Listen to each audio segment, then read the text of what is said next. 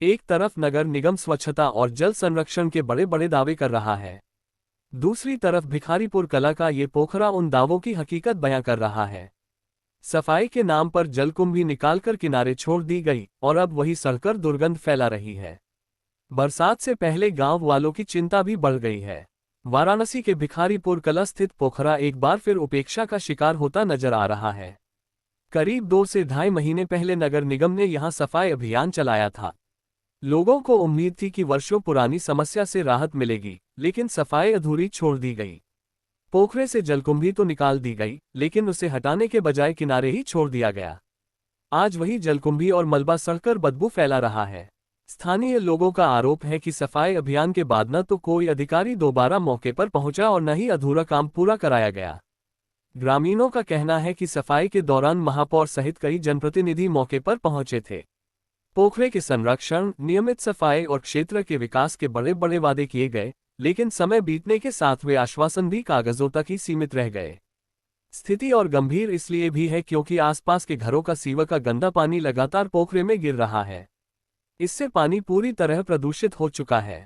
बरसात शुरू होते ही यही गंदा पानी आसपास की गलियों और बस्तियों में फैलने लगता है, जिससे लोगों का निकलना तक मुश्किल हो जाता है।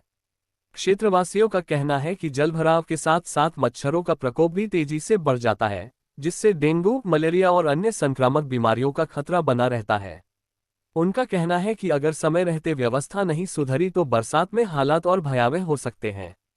ग्रामीणों ने नगर निगम से मांग की है कि पोखरे के किनारे पड़े जलकुंभी और मलबे को तत्काल हटाया जाए, पोखरे की पूरी सफाई कराई जाए, सीवर के पानी का प्रवाह रोका जाए और स्थायी जल निकासी की व्यवस्था सुनिश्चित की जाए।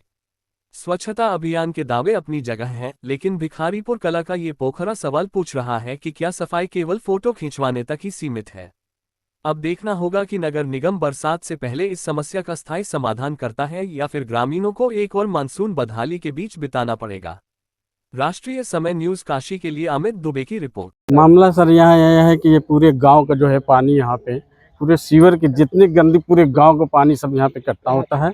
ये पोखरे में कौन सा पोखरा है? ये जो भिखारीपुर की ये पोखरा है और इसका जो है जी भिखारीपुर कला का इसका निकासी नहीं है। इसका निकासी नहीं, जिसमें कि जो आज हमारे बूढ़े बच्चों जो है छोटे छोटे बच्चे जो कॉलेज जाते हैं, स्कूल जाते हैं, और बूढ़े लोग जो हैं दवा नहीं करा पाते हैं कि हम अब समझ लीजिए मुख से जबान से क्या बताएं। अगर हकीकत किसी को देखना चाहे देख लें। नगर पंचायत वाले फिर आए थे, वो भी मेयर साहब भी आए हुए थे, इन्होंने सफाई करा, लेकिन आज तक वो कूड़ा भी वैसे के वैसे ही पड़ा रह गया है। सफाई सफाई नहीं, सफाई क्या है, वो निकाल के जलकुंभी कर दिए। अरे कम से कम उसको हटवा के फुका दिए, मच्छर पच्चर गुड्डे। अभी बारिश होने वाला है, एकदम बुड़ जाएगा पूरा नाला, एकदम पूरा पैर कोई आदमी आ जाने से तक। कोई बनावटी बातें नहीं है, जो भी बातें जो सत्य है इसका जो समाधान हो, सरकार से यही गुजारिश है।